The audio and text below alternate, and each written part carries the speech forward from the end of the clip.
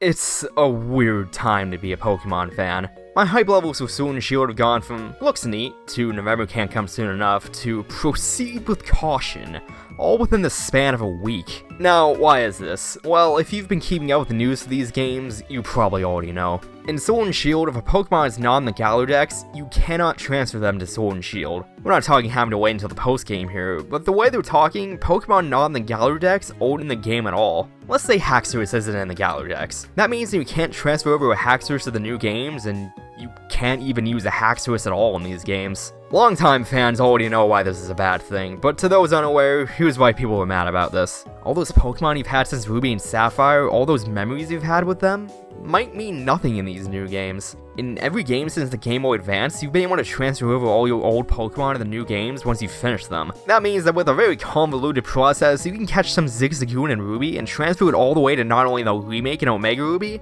but also to Ultra Sun and Moon, which are the newest games for Sword and Shield, except for Let's Go. Like, that's magical. Someone who grew up playing Emerald could potentially give their Pokemon to their kids who are growing up playing Sun and Moon. Game Freak has built up a series that millions are able to enjoy for generations, and that's something to be damn proud of.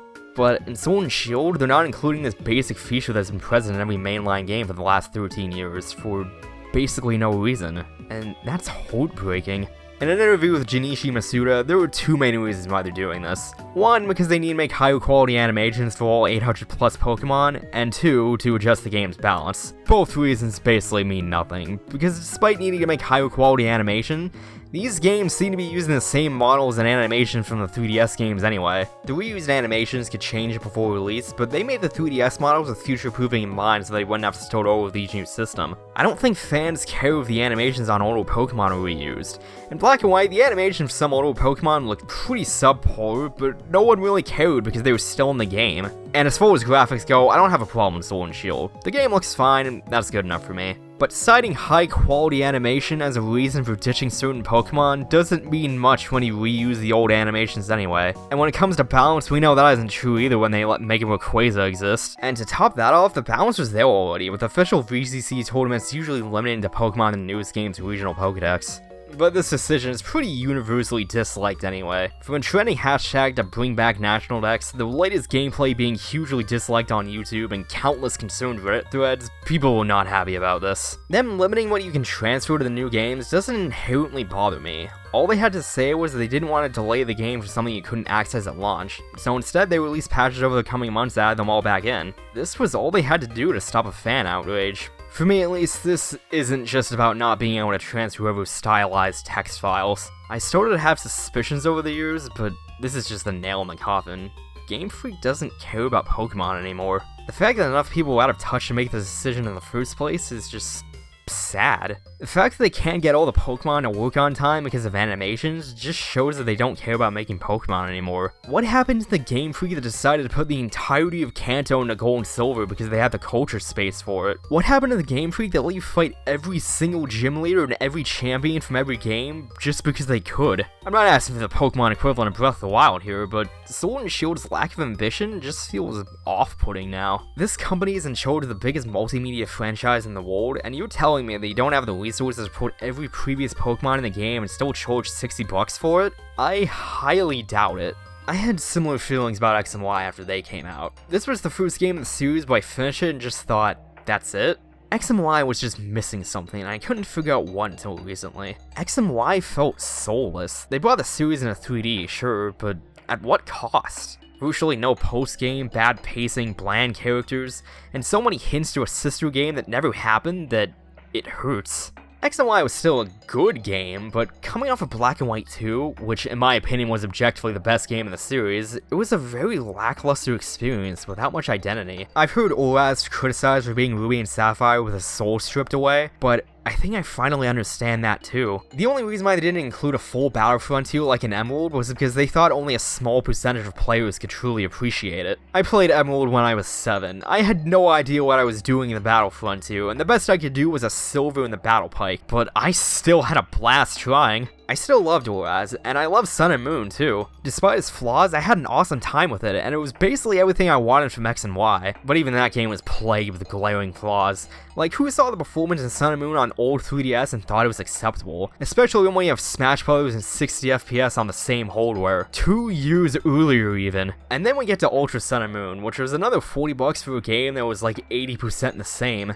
I know a lot of people who had similar feelings about the 3DS games, and for the first time ever, my favorite game on a Nintendo handheld wasn't Pokémon. It was Kid Icarus Uprising. Not to demean Uprising, it might have been my favorite 3DS game anyway, but the system wasn't dominated by Pokemon for me. Like, just look at my DS library, plus Mystery Dungeon 2 and the Witcher games that I got rid of years ago, and then look at my 3DS library. Maybe that just speaks of how good the 3DS was in general, but my point still stands. My 3DS wasn't just a Pokemon machine.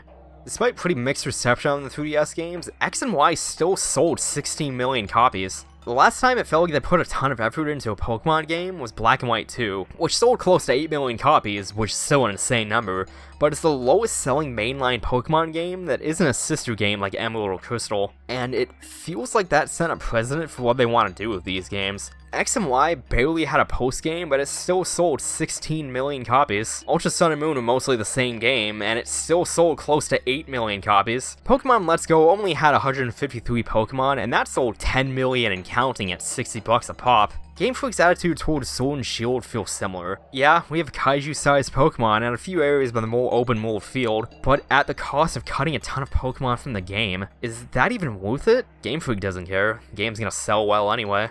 Hey, maybe this decision is going to get reversed. Maybe they will patch in the rest of the Pokemon later, but that doesn't matter to me anymore. The fact that they decided to do this to begin with shows that they don't care about moving the series forward anymore. When compared to every other Nintendo game to come out recently, Sword and Shield just feel like a step back. Zelda gave us this huge open world to explore because that's what the fans wanted. Mario Odyssey was made to be more like Mario 64 because that's what the fans wanted. Smash brought back every single character in the series and brought in highly requested characters because that's what the fans wanted. Fire Emblem is having a ton of strategic customization that affects the last 3/4 of the game because that's something the fans would want. Sword and Shield removing certain Pokemon Game Freak deemed not good enough to make rooms for giant ones instead? There was no way they would have thought this is what fans wanted. If you didn't have the resources to do this on time, then hire more people. I get there's going to be close to 1,000 of these things now, but with how many copies these games sell, there was no way they couldn't get the resources to handle it.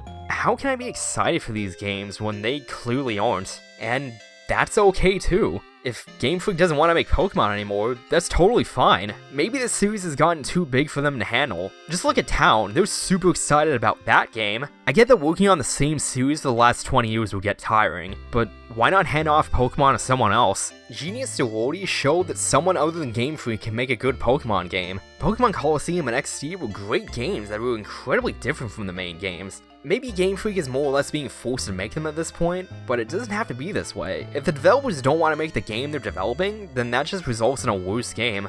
I mean, I'll probably end up playing Sword and Shield anyway, but I'm definitely not buying both versions like I was going to do before. After the news of not being able to do something that was included in every single game for so long, this game just doesn't feel the same anymore. Sword and Shield feel more like a labor of business now instead of a labor of love. Every new Pokemon they're showing, every new feature and character, I just don't care anymore. The fact that some Pokemon were deemed more deserving than others just feels wrong. I mean, sure, maybe all of my favorites made it in, but maybe most of someone else's favorites got axed. I've never had such mixed feelings about a Pokemon game prior to release, and that just feels depressing. And I'm not saying all this because I hate Pokemon all of a sudden. I still love Pokemon as much as I always have. Emerald is still my favorite game of all time, and Gen 5 is still in my top 5, but now that I'm writing down all my thoughts about this, I'll close with this. At the start of all this, I was mad that such a basic feature wasn't in the game that I'm paying $60 for. I was mad that Game Freak was cutting corners for something that should have been standard at this point. I was even sad that a game in a series I love so much wasn't turning out the way I wanted, but now I'm not excited for Pokemon Sword and Shield, and I'm okay with that. I'll probably enjoy the game anyway, even if it doesn't end up being one of my favorites, which is fine because it doesn't need to be Breath of the Wild for me to enjoy it, and it's totally possible that Game Freak doesn't care about Pokemon anymore, and that's okay too. If they want to move away from Pokemon and make smaller games instead, then they should. Maybe I don't know what I'm talking about, they're under some kind of contract to continue making these games, but hey, Town looks cool. If you're looking forward to Sword and Shield anyway, or just don't care about this whole thing, that's fine, more power to you. Hell, I'm even glad that you have something to look forward to. For me, I don't know, I'm not getting my hopes up for this one. maybe it's better that way. Take care, and I'll see you all next mission.